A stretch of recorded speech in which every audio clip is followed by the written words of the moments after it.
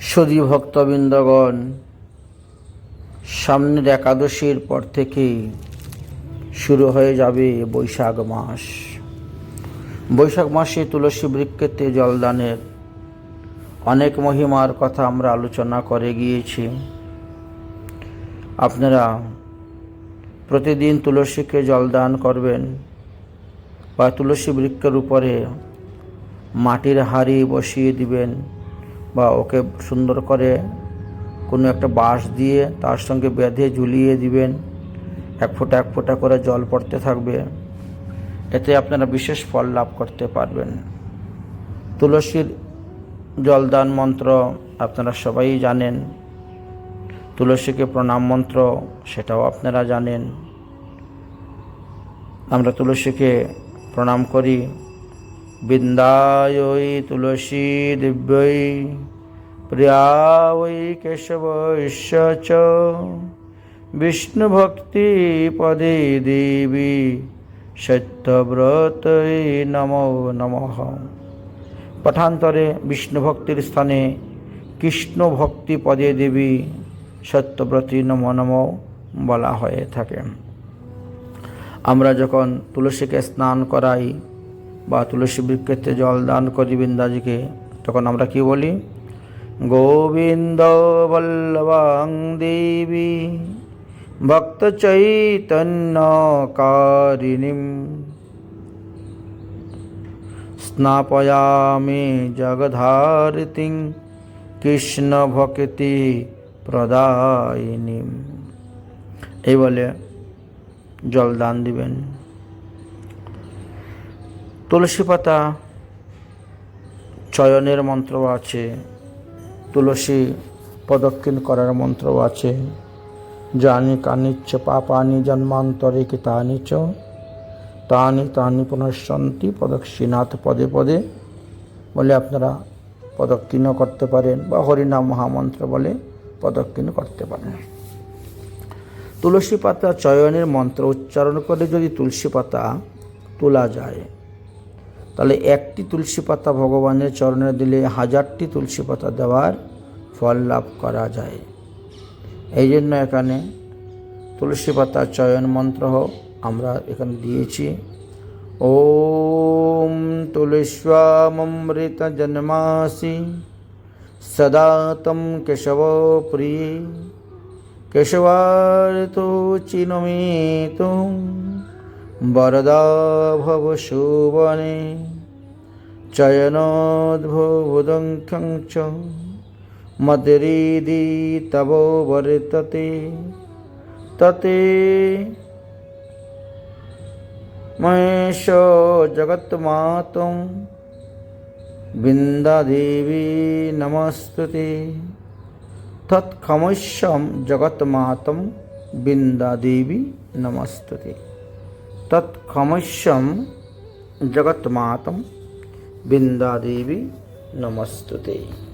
এইভাবে প্রণাম করে আপনারা তুলসী পাতা চয়ন করে ভগবানের চরণে 78 তুলসী পাতা অর্পণ করিবেন। ভগবানের শ্রীচরণে চন্দন দিবেন, ফুল দিবেন, তুলসী পাতা দিবেন। চন্দন মলয় চন্দন ভগবানের শ্রীচরণে অর্পণ করবেন। চন্দন অর্পণের মন্ত্র দেওয়া আছে, বৈদিক মন্ত্র।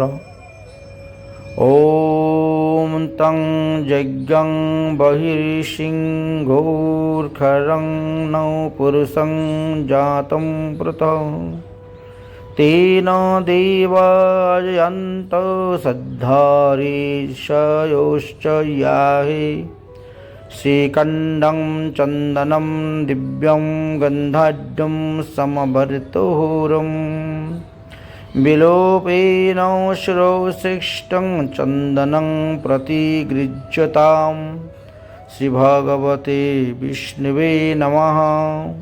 ইদং চন্দনম সমর্পয়ামি। ওম যজ্ঞদ্বারাদুরাধিস্বাং নিত্যং পুষ্টিং করিষ্যিনিম ঈশ্বরী সর্বভূতাত্মা তামহং অপো হরে শ্রীরাম। এইভাবে মন্ত্র উচ্চারণ করে আপনারা ভগবানকে চন্দন দিবেন, ভগবানের চরণে তুলসী পাতা অর্পণ করবেন, ভগবানের গলাতে মালা পরাবেন। আর অক্ষয় তৃতীয়া দিন তো আপাদমস্তক সমস্ত অঙ্গেই চন্দন চর্চিত করতে হয়। তো যাই হোক, আমরা বৈশাখ মাসের বেশ কয়েকটি নিয়মের কথা বলে গেছি। প্রাতঃস্নান করতে পারলে এক নম্বর ভালো, ভগবানের চরণে ফুল তুলসী দিতে পারলেও ভালো, বিদ্যাদেবী পরিক্রমা, বিদ্যাদেবীকে জলদান ইত্যাদি, গীতা ভাগবত আদি পাঠ, আমিষ দ্রব্য বর্জন, ভূমিতে শয়ন, শ্রীসহবাস আদি নিষিদ্ধ, মাদক দ্রব্য আদি সেবন নিষিদ্ধ, বেশি করে হরিনাম জপ, মালা জপ ইত্যাদি ইত্যাদি অনেক অনেক বিধিবিধানের কথাই আমরা আলোচনা করেছি। যে যতটা পালন করতে পারবেন, যার যতটা ত্যাগ বৈরাগ্য উৎপন্ন হবে, তিনি ভগবত চরণে ততটাই প্রেম ভক্তি লাভ করতে পারবেন এবং ভগবত ধামে তিনি যেতে পারবেন। এই জন্য আমরা কয়েকটি নিয়ম আপনাদের সামনে তুলে ধরলাম।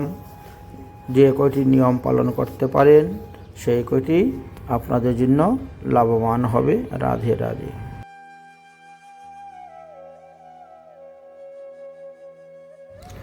তুলসী দেবীতেও নববিধা ভক্তি করা যায়। তুলসী রোপণ, তুলসী নিচ লেপন করে দেওয়া, তুলসীকে জল দান করা, তুলসীকে আরতি করা, তুলসীর ভোগ লাগানো, তুলসীর স্তুতি করা, তুলসীকে প্রণাম করা, তুলসীর মহিমা কীর্তন করা, তুলসী প্রদক্ষিণ করা, এইভাবে নববিধা ভক্তি আমরা তুলসীতেও করতে পারি।